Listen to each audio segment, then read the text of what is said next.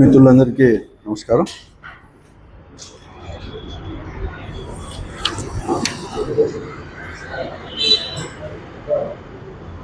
ఎన్నికల సమయంలో అనేకమైన హామీలు అనేది కూడా ఇచ్చి అధికారంలోకి రావడం జరిగింది. కూటమి ప్రభుత్వం కూడా చంద్రబాబు నాయుడు గారి నాయకత్వం. చంద్రబాబు నాయుడు గారికి పరిపాటి అయింది. ఎందుకంటే నాలుగో మారు ముఖ్యమంత్రిగా ప్రమాణ స్వీకారం చేసిన తర్వాత ఏ ఎన్నికల ముందు కూడా అనేకమైన హామీలు ఇవ్వడం, ఆ హామీలు అనేది కూడా విస్మరించడం అనేది కూడా పరిపాటిగా మారిపోయింది. సూపర్ 6 అమలు చేస్తానని చెప్పేసి అనేకమైన హామీలు కూడా ఇవ్వడం జరిగింది. ఇంతవరకు మొదటి సంవత్సరం అంటే 2024 జూన్లో ప్రమాణ స్వీకారం చేసిన తర్వాత ఈ ప్రభుత్వం మొదటి సంవత్సరం అంతా కూడా ఒక్క హామీని కూడా అమలుపరచలేదు. తర్వాత కొన్ని హామీలు అమలుపరిచిన అన్నీ కూడా కోతలతోనే అమలుపరిచినాడు తప్ప పూర్తిగా కూడా అమలుపరిచిన ఘన చరిత్ర ఈ కూటమి ప్రభుత్వానికి కూడా. దాంట్లో భాగంగానే ఉద్యోగస్తులకు కావచ్చు, లేకపోతే వ్యవసాయదారులకు, రైతులకు కానీ, విద్యార్థులకు, తర్వాత యువకులకు అందరికి కూడా అనేకమైన హామీలు ఇవ్వడం జరిగింది. ఇంతవరకు ఏది కానీ హామీలు అనేది కూడా అమలు పరచలేదు.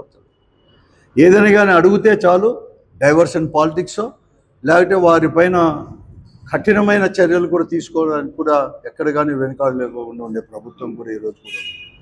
అంతెందుకు సోషల్ యాక్టివిటీస్ను కూడా సామాజిక దాంట్లో మాధ్యమాల్లో కూడా ఏదైనా కానీ పెడితే, ఈ ప్రభుత్వం మీద పెడితే చాలు వారిపైన కేసులు పెట్టడం, కేసుల్లో ఇరికించడం, అరెస్టు చేయడం, ఒక భయభ్రాంతులు చేసే విధంగా కూడా పోతా ఉంది. కానీ ఆయన ఇచ్చిన హామీలు ఎక్కడ కానీ అమలు పరచలేదు. సూపర్ 6 హామీలలో కూడా ఇంతవరకు కూడా మహిళలకు వచ్చేసి 18 సంవత్సరాలు నిండిన ప్రతి మహిళకు కూడా 1500 ఇస్తామని చెప్పి హామీ ఇవ్వడం జరిగింది. నిరుద్యోగ భృతి ఇస్తామని చెప్పేసి కూడా హామీ ఇవ్వడం జరిగింది. 50 సంవత్సరాలు నిండిన ప్రతి మహిళలకు కూడా పెన్షన్ అనేది కూడా సమకూరుస్తామని కూడా చెప్పడం జరిగింది. ఏది కానీ అమలు పరచలేదు. ఉద్యోగస్తులకైనా కూడా అమలు పరుస్తున్నా అంటే ఒకే ఒక డిఐ ఇవ్వడం జరిగింది.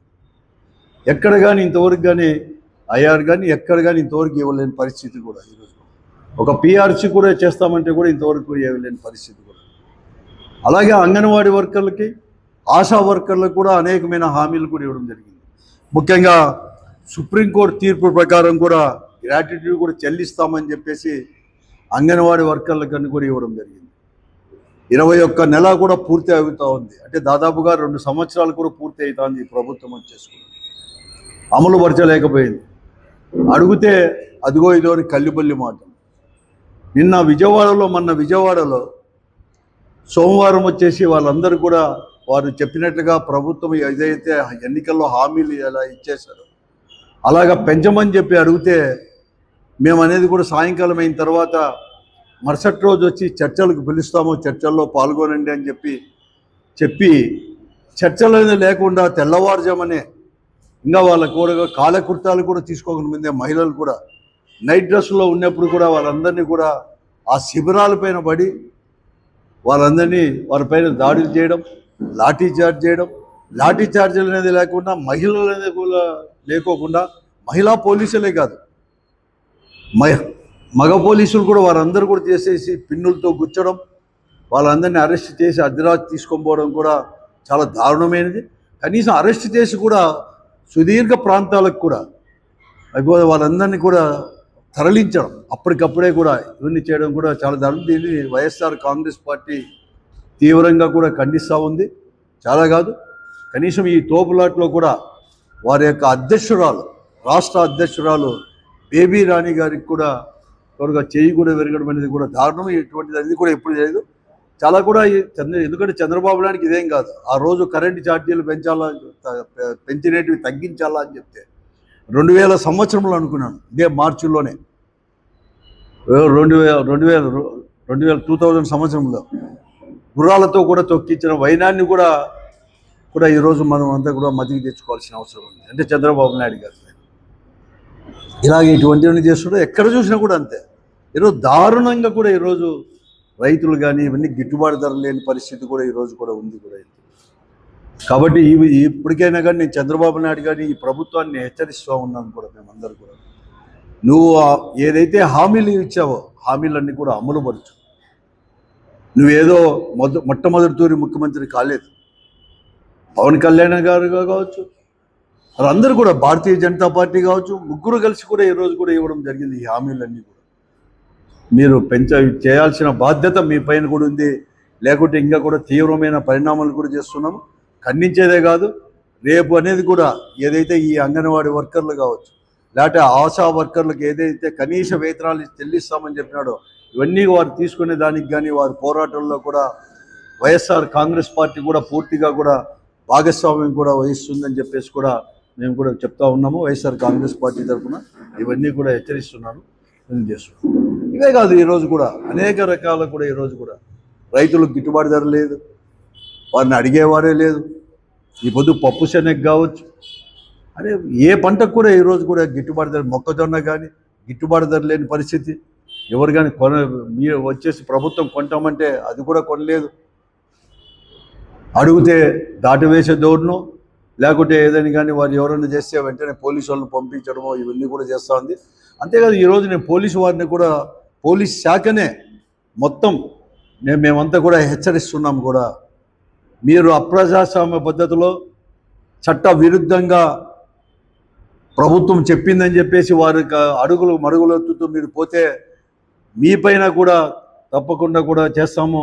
ఎందుకంటే నేను చేస్తున్నాను. అంతేకాదు, ఈరోజు ఏదైతే అప్రజాస్వామ్య పద్ధతిలో వ్యవహరించారో ఈ పోలీసు వారిపైన కూడా ప్రభుత్వం కూడా చర్యలు చేపట్టాలా అని చెప్పేసి కూడా మేము డిమాండ్ కూడా చేస్తూ ఉన్నాం. కూడా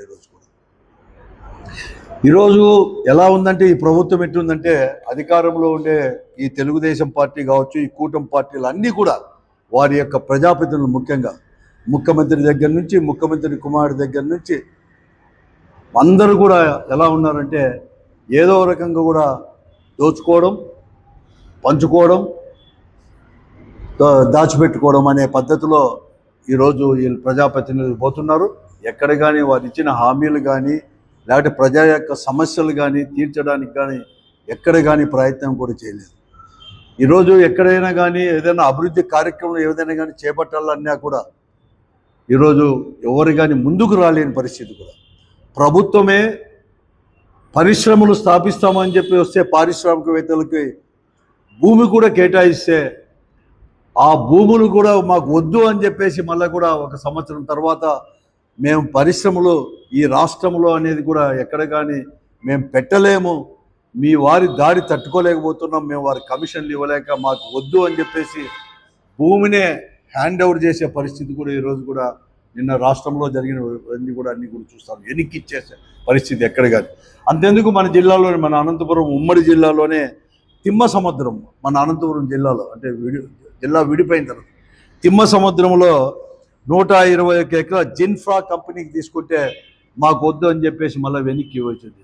అక్కడ ఉండే ప్రజాప్రతినిధులకి కమిషన్లు ఇవ్వలేక మా చేత కాదని చెప్పిన వైనాన్ని కూడా ఈరోజు కూడా అందరికీ తెలుసు.